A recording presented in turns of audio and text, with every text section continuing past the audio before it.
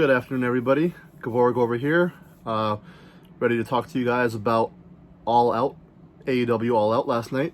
One of, if not the best pay-per-view in recent years. I have a lot to say about this show.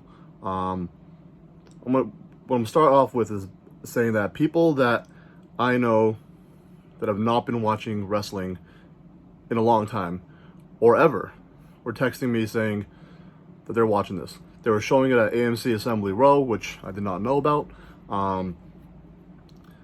It was huge. Saying it's huge is actually an understatement. It was a game-changing event in pro wrestling history last night. A lot of really good things to say. Don't really have many bad things to say, to be honest with you. But let me just run through all the matches and give you my star ratings for those matches, and then I'll talk about some other thoughts I had while watching it. So first off, we had the buy-in match. That was available on YouTube for free, but it was also airing before the pay-per-view itself. The buy-in was kind of a last-minute match thrown together because Pac and Andrade had to be moved to this Friday at Rampage due to travel issues. That was actually one of my most anticipated matches of the night, and it got pushed off, but I'm sure it'll still be amazing this Friday. But they replaced that with the 5-on-5 tag match with Best Friends and Jurassic Express versus Matt Hardy and the Hardy Family Office. Ultimately, pretty straightforward match.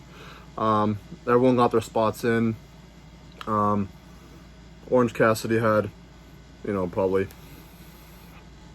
the most to do in terms of, he's probably the most over person in that match, either him or Jungle Boy. So those two got a lot of their spots in. Ultimately, Private Party did a great job. They always do.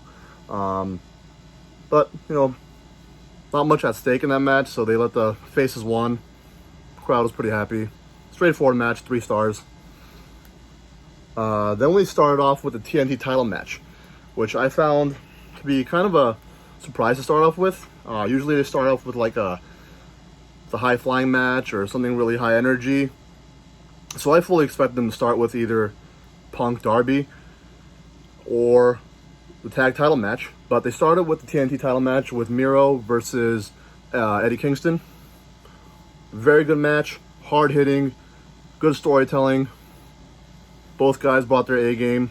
I'm not the biggest fan of Miro matches because they're ultimately pretty predictable. I do like Kingston more on the mic than I do in the ring, but the two of them really gelled, put on a good show. Give that 3.5 stars. Ultimately, Miro won, but Kingston came out looking great. So hope we'll see where that feud ends up going to. I don't think it's done yet, but I'm sure they got more for us in the coming weeks. Second was Moxley versus Kojima. We all know that wasn't their planned matchup for Moxley going into this event. Kojima was kind of a last-minute addition to the card just to make sure Mox had a match on the pay-per-view. He is one of their biggest names, so you got to showcase him on arguably their biggest pay-per-view of all time. I didn't really care for the match. Moxley won via paradigm shift. Kojima ended up looking pretty good. He's got a good... people that are fans of Japanese wrestling are pretty familiar with him, but the casual American really isn't. But for a guy in his 50s, he came out looking really good. He got some good offense in on Mox, but Mox won, paradigm shift, and then, of course, afterwards, Suzuki came out, confronted Moxley, had a really good exchange. Crowd was super into it, and that's definitely going to be a big part of Wednesday's Dynamite. Suzuki versus Moxley, so that'll be good. I give that 2.5 stars. Not a match I'd watch again. We've obviously seen better from Moxley, but that number 2 spot on the card is usually not the best spot to be in. So pretty good place to put that match. Third, women's title. Love this match. Britt Baker, Chris Statlander, probably 2 of the 3 or 4 best women in the AEW women's division. Both of them ended up looking great. Good match. Probably an equal amount of offense for each. Britt won fairly clean, which is kind of surprising, but does make her look like a really strong champion moving forward. Obviously now she has a new challenger, which I'll talk about coming up. But great match. Britt won via lockjaw. 4 stars. Give that 4 stars. Now, next up, tag team title match. Wow. There's not enough stars in the book for me to assign this match. I was blown away. I knew this was going to be a match of the night. I knew it was going to get 20-25 minutes of time. And I knew we had 2 of the best tag teams in the world going at it. We had Young Bucks and Lucha Brothers. This match was absolutely insane. I couldn't take my eyes off the screen. Obviously, with those 2 teams involved, there were going to be some really crazy spots, which there were. Obviously, the pulling out the Jordan, was it the Air Force One? Was it a Jordan? I'm not sure. With the thumbtacks on the bottom. Another great moment with Penta El Miedo stepping in front of his younger brother and taking the kick for him. It actually looked for a good amount of time that they were going to have the Young Bucks win this in pretty dominating fashion, but Rey Fenix and Penta El Miedo, the Lucha Brothers, are now tag team champions, and that match, 5 stars. Easy 5 stars. I don't give more than 5 stars. If I did, it would get it. I'm sure it will get more than 5 stars from Wrestling Observer, but yeah, 5 stars from me. Match of the night. Best match of the year. Good luck to anyone trying to top that. Following that was the Casino Battle Royal. Winner becomes number 1 contender for the AEW women's title. And of course, the winner was the debutante, Ruby Soho, formerly Ruby Riott in WWE. Terribly used in that promotion. They did not use her at all. They used her poorly when they did. The Riott Squad could have been something amazing, but they ultimately didn't do jack shit with her. But here we are. She debuted. She was the Joker entrant. Ultimately, Battle Royals are never really the best matches, but this one was pretty decent. Several women ended up looking really strong. And of course, Soho won, so we're getting Soho versus Britt Baker at some point in the near future, so that'll be great. Then we had Jericho versus, I gave that a 3.5 stars, by the way. 3.5 stars, which for a Battle Royale was really good. Those ultimately are never really that great, but this was a good one. Jericho versus MJF. Jericho had lost. He would be retiring as an in-ring competitor in AEW. This is their fourth match. Obviously, MJF had gone over the first 3 times, and Jericho had to win this one. I think this was their best match. Out of the ones they've had together, this was my favorite one yet. There was a very well-executed false finish where Jericho's foot was on the rope, and the referee Aubrey did not notice it. They ultimately restarted the match. Jericho came out on top, was Jericho. Great match. MJF, one of the best heels in the business, has the ability to be one of the best of all time. He came out, they teased an old Jericho entrance, and it was actually just MJF. They put Jericho's last match on the screen. It was pretty funny. Some good heel heat for him there. Yeah, 4 stars. Then we had Punk vs. Darby, which was essentially one of 2 main events. Punk vs. Darby and the world title match were both main event worthy, but tradition would suggest that the title match would go on last. So this is a great spot to Punk versus Darby. CM Punk, what more can you say? First match back since in over 7.5 years, almost 8 years actually. And Darby was probably the best honor of his career to be able to be chosen as Punk's first opponent back. Given how long he was out, we expected some ring rust from Punk. There was a little bit. Match started off slow, but he didn't look too rusty at all to me. We didn't see all of his moves on display here. We didn't see Anaconda Vice. Yeah, I wanted a Pepsi Plunge thrown in there, but we didn't get that. Maybe later on if we're lucky. Match was really good.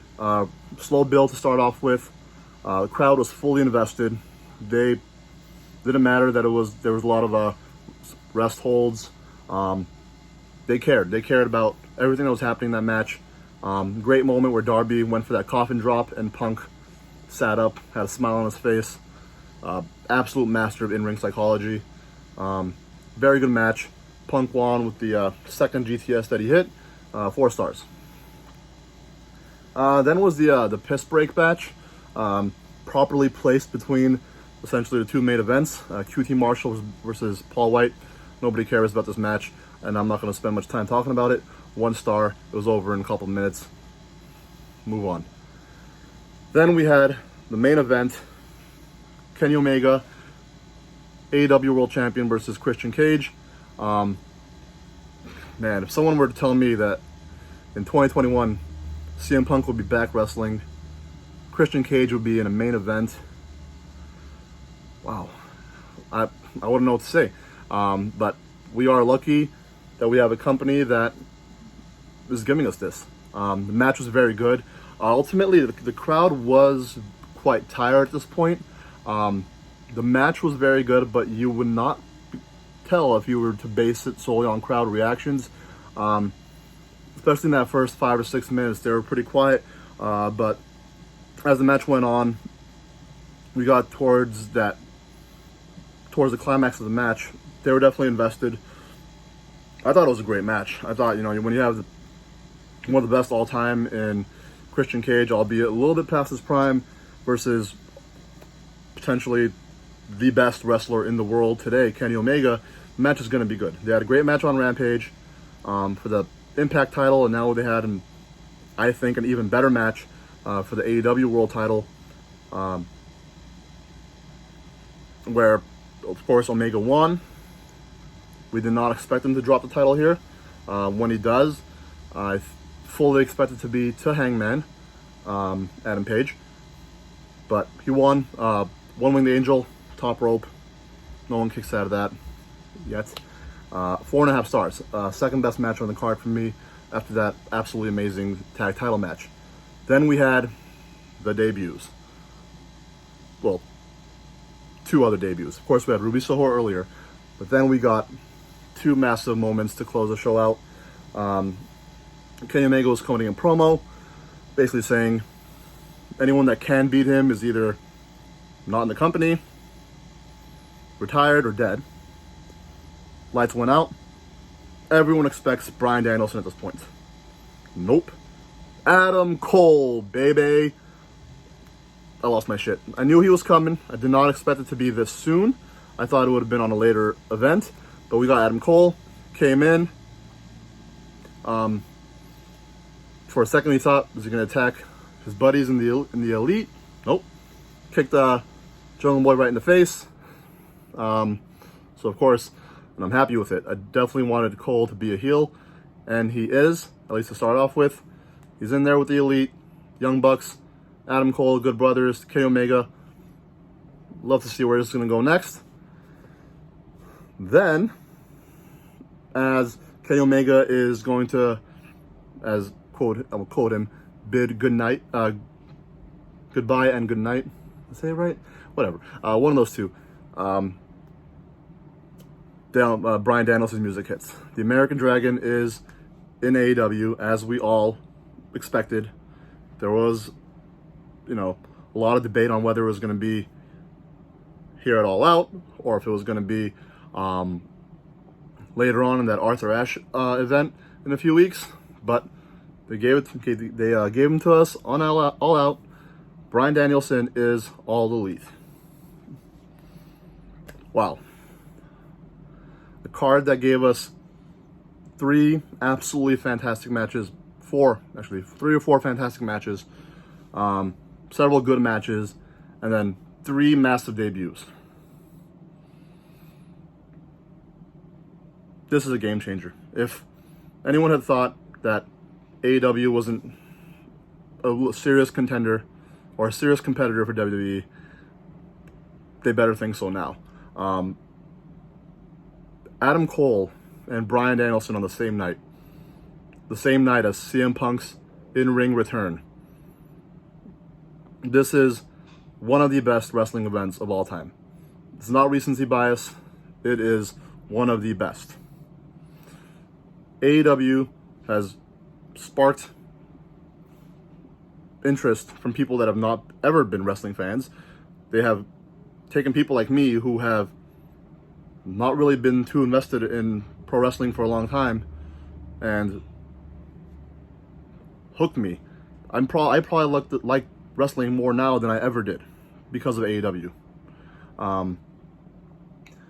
To think, it's a little over 2 years ago, AEW started. They had a young roster full of talented performers and a small group of stars that are well known. Cody Rhodes, Young Bucks, Kenny Omega. Obviously Jericho was the biggest name at the time. They got Moxley early on. That was a huge coup. People still had doubts. AEW will not be a serious threat. Well, in about 2 years' time, they've added Adam Cole, Bryan Danielson, CM Punk, Christian Cage, Malachi Black.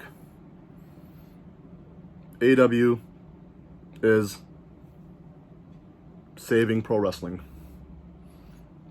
I'm not saying that people that watch WWE aren't watching pro wrestling.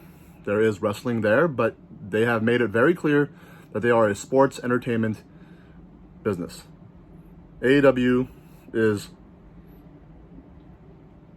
pro wrestling first, entertainment second, and when you have an owner that is a fan, he understands what fans want, and he gives them the best product that he possibly can. And I can't wait to see where they go next. Full Gear in just 2 months. Should be awesome. Thanks for watching. I'll see you soon.